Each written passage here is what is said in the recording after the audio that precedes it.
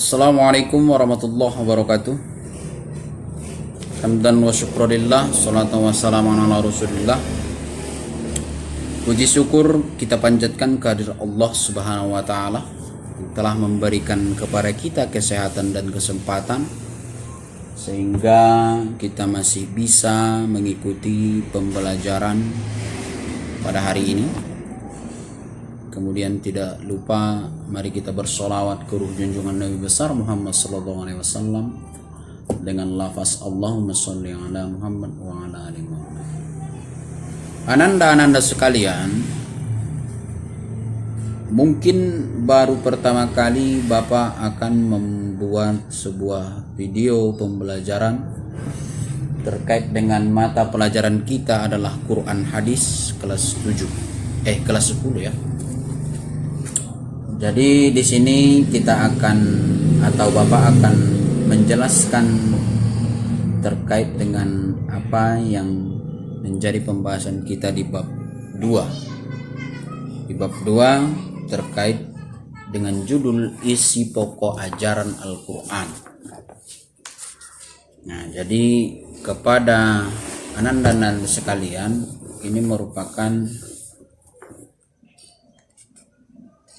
hal yang perlu kita pelajari di materi hadis di bab 2 ya. Apa itu isi pokok ajaran Al-Quran? Di bab ini kamu sudah mampu memahami dan menjelaskan isi pokok ajaran Al-Quran. Kemudian kamu bisa menjelaskan ayat-ayat Al-Quran berikut dengan kandungan pokoknya atau intisari daripada ayat tersebut. Setelahnya, kamu juga harus bisa mempraktikkan pengetahuan terkait isi kandungan Al-Quran dalam kehidupan. Itulah yang harusnya kamu ketahui di dalam bab ini. Tapi sebelumnya, karena ini adalah pertemuan sudah lama ya, sudah 1 bulan yang lewat, kita mulai ajaran baru. Mungkin baru ini Bapak membuat video pembelajaran, kita harusnya saling kenal mengenal ya. Perkenalkan, Bapak itu nama Bapak Hasmar Hussein, alamat di Jalan Ompuna Potar nomor 197, Kelurahan Panyanggar. Kemudian yang perlu Ananda ketahui bahwa Bapak itu tempat tanggal lahir di Sirpang Maropat 24 Agustus 1990.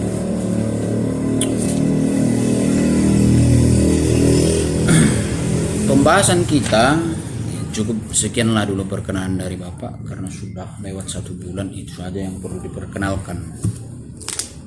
Kemudian nanti kamu juga akan saya minta perkenalan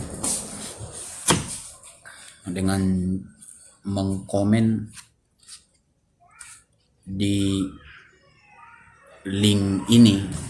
Kamu komen di situ nama, alamat, alumni. Kamu komen di situ nama, alamat, dan alumnimu SMP atau sanawiyah di mana.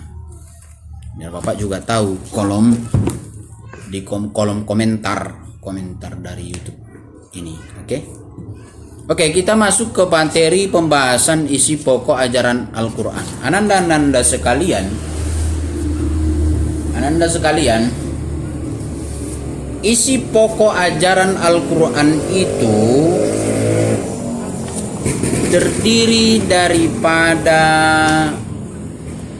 8. Isi pokok kandungan Al-Quran, ajaran Al-Quran itu terdiri dari 8 pokok ajaran. Apa itu? Yang pertama adalah tentang tauhid. Tauhid itu adalah keimanan kepada Allah Subhanahu wa ta'ala. Apa definisi iman? Iman itu percaya, yakin berasal dari bahasa Arab dia, amana yu'minu imanan. Jadi artinya adalah keyakinan.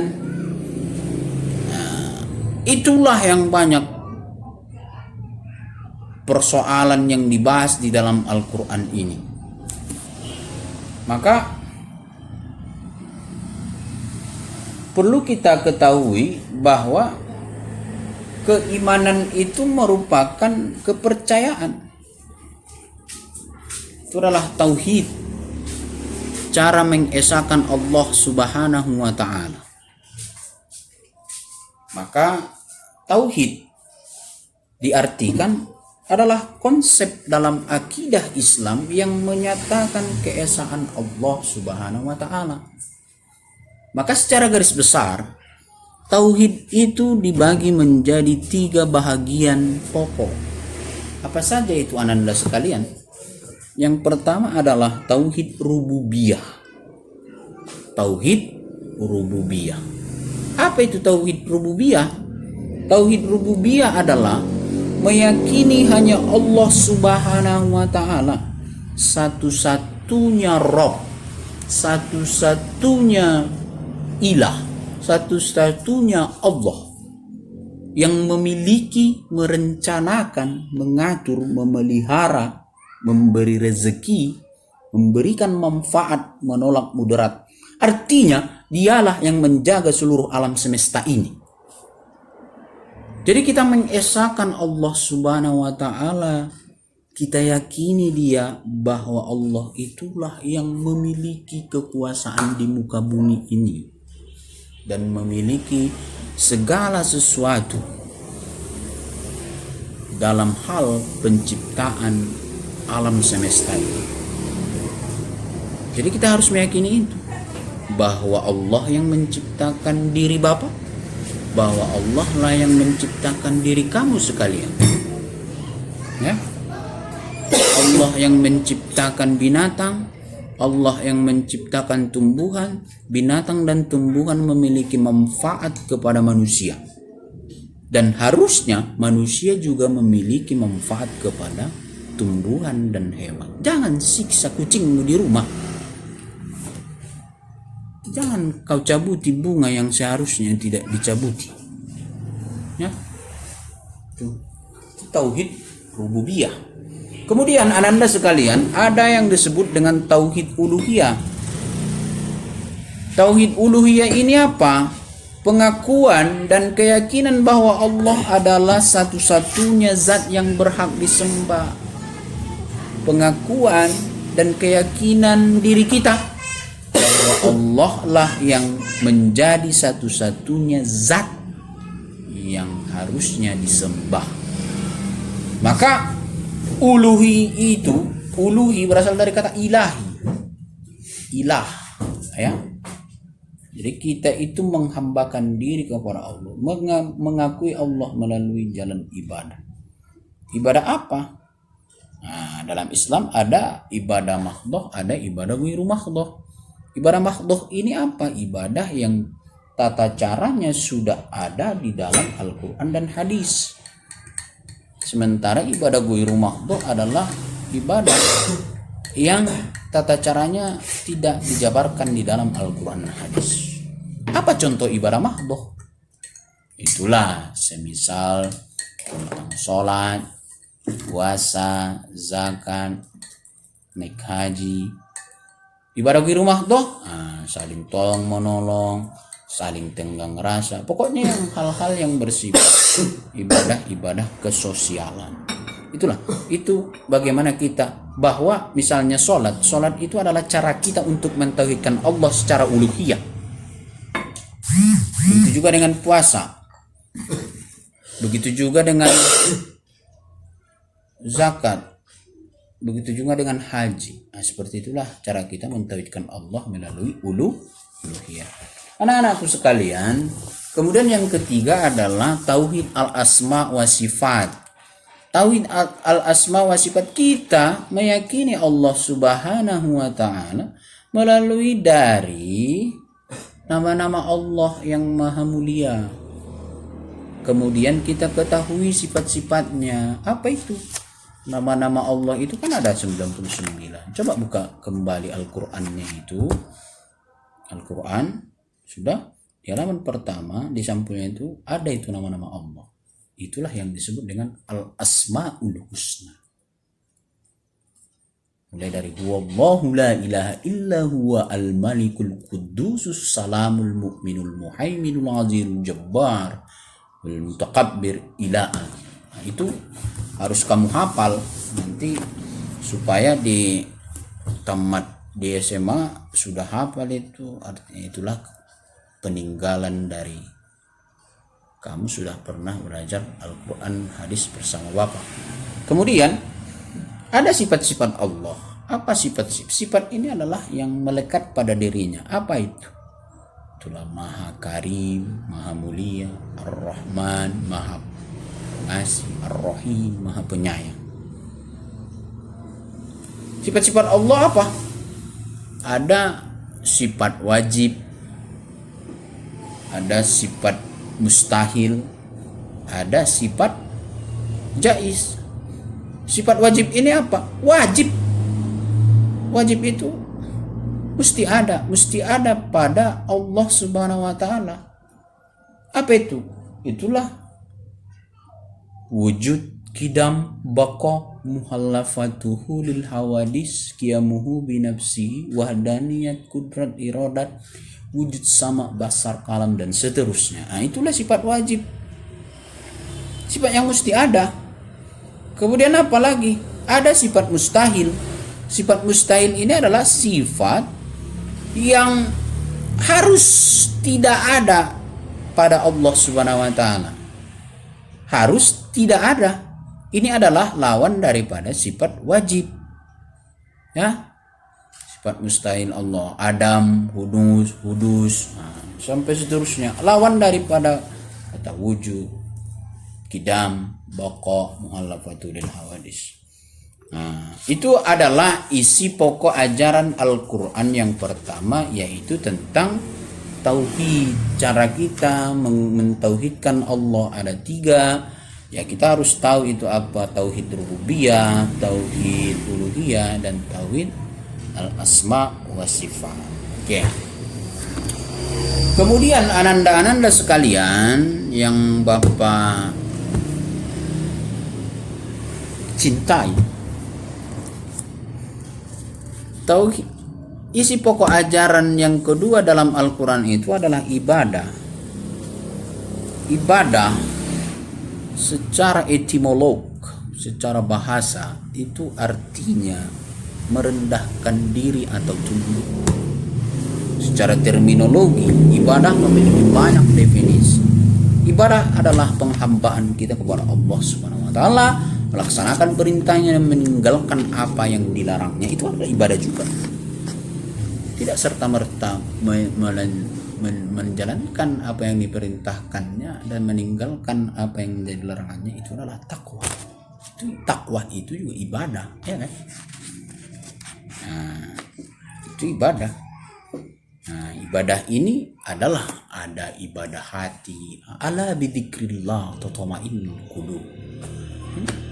Di hati harus mengingat Allah. Bidzikri dengan zikir, ingatlah Allah, ingatlah. Kemudian ada ibadah lisan, ya menjaga omongan kita saja itu sudah ibadah. Apalagi senyum itu juga ibadah. Nah, coba dulu kamu senyum di situ. Nah, itu ada ibadah. Nah, sudah bernilai ibadah. Nah, maka ibadah itu banyak dan luas. Maka seperti yang Bapak sebutkan tadi, ada ibadah rutinitas, ibadah makhdhoh, ada ibadah ghairu makhdhoh. Ibadah makhdhoh ini sudah ada penjabarannya, tata caranya dalam Al-Quran maupun hadis. Sementara ibadah ghairu makhdhoh itu belum ada, sosial. Makanya tak ada disebutkan bahwa saya dalam Al-Quran itu senyumlah, katanya kan? Enggak. Senyum itu ibadah. Ada dalam Al-Quran, kau lihat itu? Tidak. Jadi itulah ibadah sosial, ya kan? Oke, ananda sekalian. Kemudian apa lagi yang menjadi pokok isi kandungan Al-Quran? Yang ketiga adalah akhlak. Akhlak ini adalah sikap atau perilaku. yang ditimbulkan oleh setiap insan manusia. Apa yang menjadi tindak tanduknya itu adalah akhlak. Maka akhlak dibagi menjadi dua. Apa itu? Akhlak mahmudah dan akhlakul mazmumah. Akhlak mahmudah ini adalah akhlak terpuji. Segala yang ditimbulkan atas perangai manusia yang memiliki manfaat kepada dirinya dan manfaat kepada orang lain, maka itu disebut akhlakul mahmudah, akhlak terpuji atau akhlakul karimah. Sementara segala apa yang ditimbulkan oleh perangai manusia yang tidak memiliki manfaat, malahan memberikan kerugian kepada dirinya maupun orang lain, maka itu disebut akhlakul mazmumah, akhlak buruk, akhlak tercela. Itu menjadi perbedaan yang paling utama. Harus kamu ketahui bahwa akhlak itu dibagi menjadi dua, akhlakul mahmudah, akhlakul mazmumah. Oke, ananda-ananda sekalian, berdoalah kepada Allah supaya pandemi COVID ini segera berakhir. Supaya apa? Supaya kita bisa saling ketemu tatap muka. Tidak lagi penjelasannya melalui YouTube, tidak lagi penjelasannya melalui layar kaca. Berdoalah banyak-banyak supaya ini bisa selesai. Kamu kan masih lurus. Kita semua berusaha dan berdoa sekuat tenaga supaya apa? Supaya pandemi ini bisa segera berakhir, semuanya segera menjadi normal kembali. Biar tidak repot-repot Bapak buat video seperti ini, ya kan? Nah, itulah. Kemudian yang keempat, pokok isi kandungan Al-Quran adalah hukum mengatur kehidupan manusia agar memiliki arah tujuan yang jelas. Hukum. Maka disitulah kita pelajari ada yang hukumnya wajib, ada yang hukumnya sunnah, ada hukumnya makruh, ada hukumnya mubah dan haram. Contoh apa? Yas'alunaka 'anil khamr wal maisir. Jauhilah olehmu minuman keras dan judi. Kenapa dilarang itu minuman keras dan judi? Karena itu perbuatan yang sia-sia. Minuman keras itu merusak diri sendiri, itu al-fakhsya. Setelah kita meminum minuman keras, apa hasilnya? Kita akan menghasilkan perbuatan buruk kepada orang lain. Karena ada mana marambani bagas setelah mabuk, dileparinya rumah orang pada saat dia mabuk. Itu pasti ada. Kemudian adalah apa lagi? Dilarang judi. Karena apa? Judi itu kan perbuatannya merugikan. Apa untungnya dari judi? Habis kalah misalnya berjudi, apa yang terjadi? Berantem, terjadi perkelahian, ada lagi yang saling membunuh akibat berjudi. Itu makanya judi dan minuman khamar, minuman keras itu dilarang. Maka apa yang bisa diambil dari hukum tersebut, hukum dari miras dan judi, dia adalah haram. Kemudian apa lagi? Ada sifatnya makruh.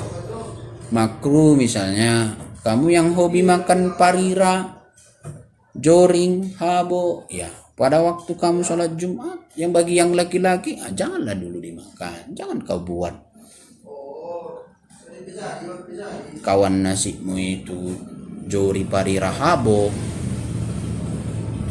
pada waktu mau sholat Jumat. Karena apa? Ketika kamu menghembuskan nafas, ya orang keberatan. Makanya makruh hukumnya memakan makanan yang menimbulkan efek samping pada waktu melaksanakan sholat berjamaah. Ulang bego boy, haboy, joring, parira. Kalau mau misalnya sholat hari raya Idul Fitri, nimmu pingsat kalaknya samping biamai. Itu yang menghasilkan makruh. Kemudian wajib. Nah, apa yang wajib? Hukum sholat fardu adalah wajib. Puasa Ramadan, nah, wajib, ya kan? Nah, yang puasa Ramadan ada di Al-Baqarah 183. Ya ayyuhalladzina amanu kutiba alaikumusyamu kama kutiba alal ladzina min qablikum la'allakum tattaqun. Wahai orang-orang yang beriman, sesungguhnya diwajibkan bagi kamu berpuasa sebagaimana diwajibkan atas sebelum kamu sehingga kamu bertakwa. Nah, itulah pokok kandungan Al-Quran itu. Salah satunya adalah hukum. Kemudian apa lagi? Itu yang keempat. Yang kelima adalah hubungan masyarakat. Pokok ajaran Al-Quran yang kelima adalah bahwa di dalam Al-Quran diterangkan bagaimana hubungan masyarakat. Ya ayyuhalladzina amanu atiiullaha atiiur rasuli wa ulil amri minkum. Nah, itu ada tatanan sosial. Apa yang menjadi makna kandungan dalam ayat tersebut? Wahai orang-orang yang beriman, taatilah Allah. Setelah Allah, siapa yang ditaati? Allah, Rasul. Atiullah wa atiur Rasul wa ulil amri minkum, dan pemimpin-pemimpin di antara kamu. Jadi perlu kamu ketahui bahwa pemimpin bagi diri kamu sendiri adalah ya kamu. Pimpinlah dirimu menjadi seorang yang memiliki fungsi sebagai manusia yang tahu tujuannya apa. Tujuan penciptaan manusia ini kan ada dua. Hamba Allah, mengabdi kepada Allah, dan yang kedua adalah khalifah. Khalifah itu pemimpin bagi diri sendiri. Dan lagi kau pimpin dirimu pergi ke tempat PS satu hari tak sholat, pimpin. Jangan kamu pimpin lagi dirimu, kau bawakan dirimu ke belanja satu mobil penuh, tak sholat, tidak menutup aurat. Itu hubungan masyarakat. Setelah kita menaati Allah, Allah sudah menjadikan pesuruhnya di muka bumi. Apa itu? Rasul. Maka kita wajib beriman kepada Rasul. Apa tuntunannya? Kata Rasul, taraktu fikum amroini ma in tamassaktum lan tadillu bihima al-Qur'an wa sunnatur rasul. Tidak akan sesat selama-lamanya manusia itu kalau tidak meninggalkan dua perkara ini. Apa dia? Al-Qur'an dan al-hadis. Ulang lari dengan Al-Qur'an dan hadis B. Kemudian setelah mengatur hubungan masyarakat, maka di dalam poin ke-6, pokok isi kandungan Al-Quran adalah janji atau ancaman. Janji. Allah memberikan janji kepada orang-orang yang beriman dan beramal soleh ketika dia hidup di dunia. Maka apa janjinya? Allah akan memberikan surga kepadanya. Udah tahu kau kayak mana surga? Belum? Matilah dulu kau, baru bisa masuk surga. Kalau belum, masih takut, perbanyaklah amal. Karena ada ancaman di sana, punishment. Jadi siapa yang tidak beriman, siapa yang timbangan kejahatannya masih banyak daripada kebaikan, ya ada punishment. Apa punishment? Neraka. Jadi ada janji, ada ancaman. Janji itu adalah kebahagiaan. Ancaman, itulah ancamannya. Neraka bagi orang-orang yang tidak melaksanakan sholat, yang bermalas-malasan, yang kerjanya cuma tidur, kecuali tidurnya suluk. Ini tidurnya mulai dari pagi sampai petang. Ada itu, ada. Ya, hati-hati itu. Jangan kau sering tidur, karena tidur kelamaan dia membuat rasa malas dalam diri kita. Kau paham itu ya? Kecuali kau sakit, berobat baru tidur. Sudah. Kemudian pokok ajaran Al-Quran yang ketujuh adalah sejarah. Banyak dalam Al-Quran itu diterangkan sejarah. Apa saja dia? Makanya ada dalam Al-Quran surahnya, misalnya surah Muhammad. Ada kan? Nah, itu sejarah Muhammad. kemudian surah Hud, surah Nuh, kemudian surah Al-Baqarah. Al-Baqarah itu apa artinya? Sapi betina, ya kan? Ada sejarah kenapa sapi betina itu menjadi bagian daripada surah dalam Al-Quran. Nah, itu sejarah diceritakan di sana. Apa tujuan sejarah ini? Supaya kalau dia sejarahnya baik itu dicontoh.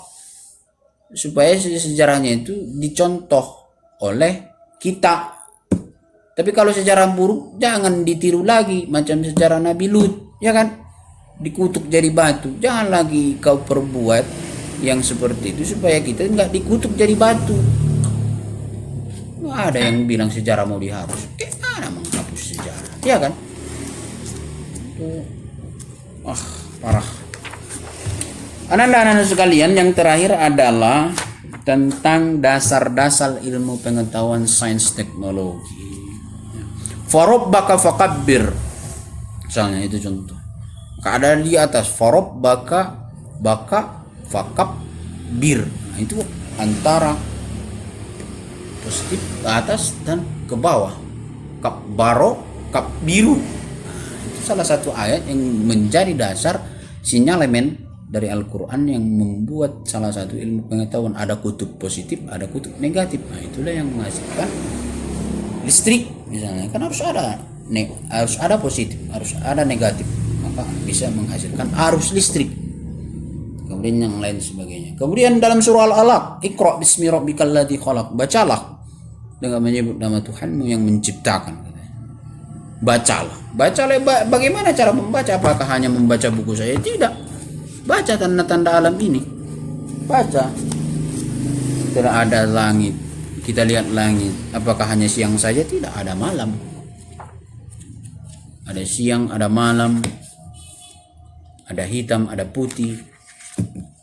Ada yang mancung, ada yang pesek. Nah, itu harus kita baca. Itulah sains teknologi. Yang pesek bisa menjadi mancung sekarang. Operasi plastik. Sah itu operasi plastik? Jangan. Haram itu. Kalau yang sudah bagus diperbagus lagi. Yang sudah bagus modelnya dipermak supaya menjadi bagus, itu adalah menyalahi ketentuan daripada Allah. Kecuali yang kurang sempurna bawaannya waktu lahir disempurnakan, itu baru boleh. Oke ya, jadi Bapak simpulkan untuk pembahasan kita kali ini adalah bahwa isi pokok ajaran Al-Quran yang pertama adalah tauhid, yang kedua adalah ibadah, yang ketiga adalah akhlak, 4 hukum, 5 hubungan masyarakat, mengatur tata cara kehidupan manusia, 6 reward and punishment, janji dan ancam, 7 sejarah, 8 bahwa Al-Quran juga menerangkan dasar-dasar ilmu pengetahuan sains dan teknologi.